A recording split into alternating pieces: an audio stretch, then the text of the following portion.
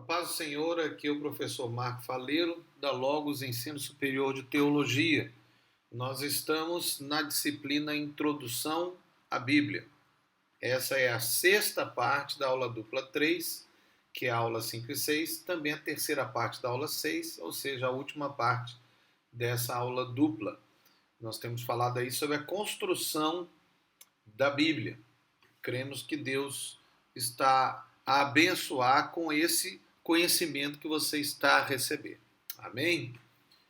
Sempre lembrando agora, né, que o amém é aquele acróstico, ou poderia falar também acrônimo, né, que é Deus é rei e é fiel. Vamos lá. Como vimos, houve muitos livros criados no tempo da aceitação do Novo Testamento. Mas o Novo Testamento foi terminado pelo último apóstolo de Jesus, com seu livro, Apocalipse. Preste atenção. Teoricamente, uma das grandes propostas de critério para a aceitação do Novo é: todo livro depois da morte de João é descartado, apesar de que ele entrou na discussão da igreja. Mas teoricamente é descartado. João morreu lá para o ano 100, depois que ele saiu da prisão de Patmos. Então a discussão ficaria só com os anteriores, mas foram muitos, né? Muitos mesmo.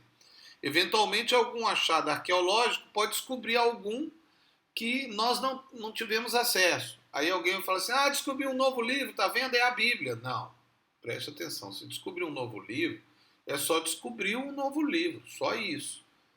Porque aqueles que viveram naquela época são muito mais fiéis do que hoje. Então, quem esteve naquela época teve acesso aos livros daquela época.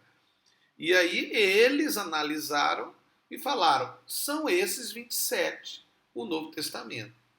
E o apóstolo João termina o livro de Apocalipse, no capítulo 22, verso 18, um texto que se refere sim a Apocalipse, mas como nós consideramos que a Bíblia é um livro feito pelo Espírito Santo, então nós podemos considerar que esses versos, apesar deles terem uma relação direta com a revelação do Apocalipse, também tem uma revelação com a Bíblia, porque é o último livro da Bíblia.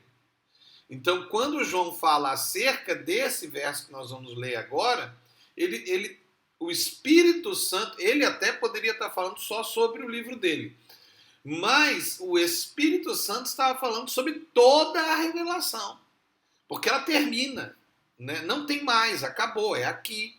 Então é por isso que pode ser considerado esse verso como um término da revelação bíblica. Veja, porque eu testifico a todo aquele que ouvir as palavras de profecia desse livro, que se alguém lhe acrescentar alguma coisa, Deus fará vir sobre ele as pragas que estão escritas nesse livro. Porque eu testifico a todo aquele que ouvir as palavras da profecia deste livro, que se alguém lhes acrescentar alguma coisa, Deus fará vir sobre ele as pragas que estão escritas neste livro. Então eu não posso nem tirar, nem acrescentar. Veja, porque eu testifico a todo aquele que ouvir as palavras da profecia deste livro, que se alguém lhe acrescentar alguma coisa, Deus vai vir sobre ele as pragas escritas no livro. O que eu testifico todo aquele que ouvir as palavras da profecia deste livro, que se alguém lhe acrescentar alguma coisa, Deus fará. Veja, não pode acrescentar, mas também não pode tirar. Tem pessoas que acrescentam, tem pessoas que tiram, né? Coisas da Bíblia. Eu não concordo com isso. A ideia, por exemplo, da teologia liberal de que a Bíblia contém a palavra de Deus é uma ideia de tirar. Né? A própria discussão da parte de literatura no sentido da língua, né? A linguística, quando fala sobre o texto receptus, né? Que os textos críticos que foram criados após as descobertas, né? De textos mais antigos, pelo menos teoricamente originais, mas não são originais, são mais próximos do original, né? Ou dos originais, é também uma proposta de retirar. Por isso que você tem que tomar muito cuidado. Né? No reconhecimento desses livros como autoritativos, formalizado no Concílio de Quinincesto, em 692, e reafirmado no Sínodo de Jerusalém, em 1672. Na verdade, depois da Reforma Protestante, aquilo que eles haviam confirmado em 692, eles reconfirmaram por causa da grande divisão cristã que foi a Reforma Protestante, né? A Igreja Católica tornou dogmática sua definição de cânon bíblico no Concílio de Trento, em 1546, depois da Reforma. Uma reconfirmação dos cânones do Concílio de Florença, 1442, antes da Reforma, e especialmente dos concílios que foram, de fato, os concílios básicos daquilo que é o Novo Testamento, que em 692 confirmou, formalizou. Mas os concílios antigos, né, foram lá do início da Igreja Católica. Né? Em Hipona, em 393, em Cartago, em 397, em Cartago de novo, em 419. No passado, antes do reconhecimento formal, os 27 livros já eram reconhecidos pelos pais da Igreja, como Justino Mártir, Irineu de Lyon, no século II, o Orígenes e Atanásio, do século III, e o Agostinho de Hipona, no século IV, que é chamado de Santo Agostinho e foi o grande teorista da teologia católica, junto com São Tomás de Aquino. A própria Vulgata Latina, que foi a primeira tradução da Bíblia para o latim, considerou os 27 livros como livros sagrados do cristianismo.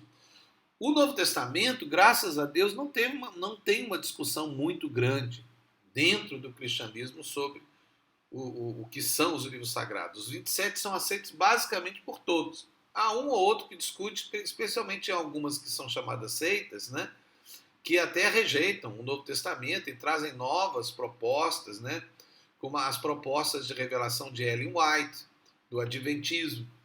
Né, sem discutir aqui a questão de quem é ela, não é o nosso assunto, mas ela fez propostas de revelações, por exemplo, coisas que não estão no livro de Gênesis, que ela diz que recebeu de Deus. Agora preste atenção.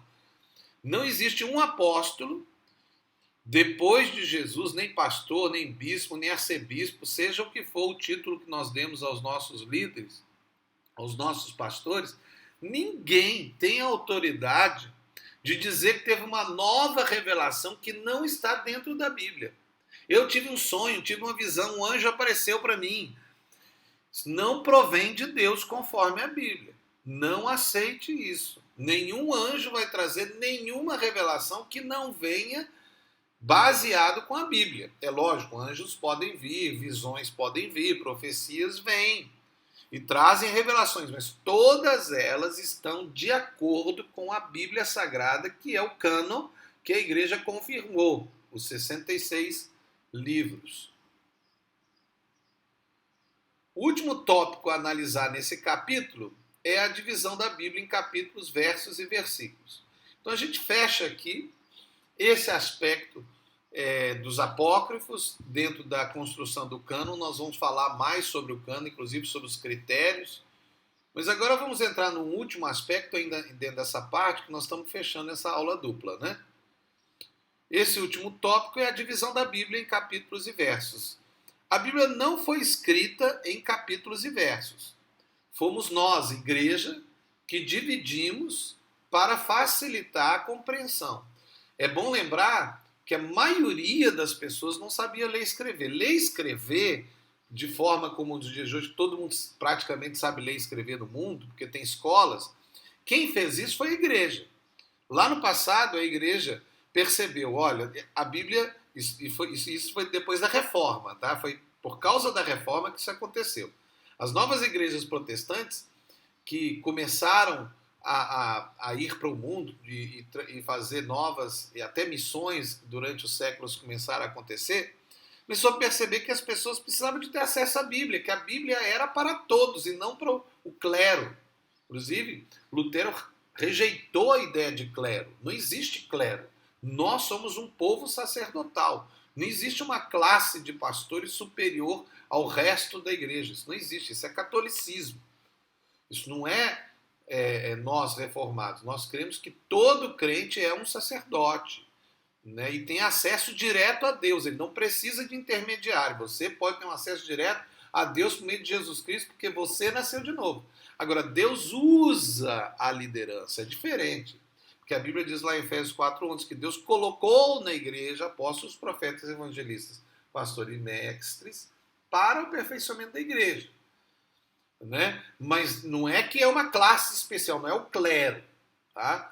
Agora, quando eles viram que as pessoas todas precisavam de ler a Bíblia, então as pessoas tinham que aprender. Aí começou um sistema de escolas ensinando a ler e escrever. Isso cresceu tanto que hoje em dia o mundo inteiro tem esse sistema, muita gente sabe ler, mas no tempo de Jesus ninguém sabia ler. Na Idade Média quase ninguém sabia ler.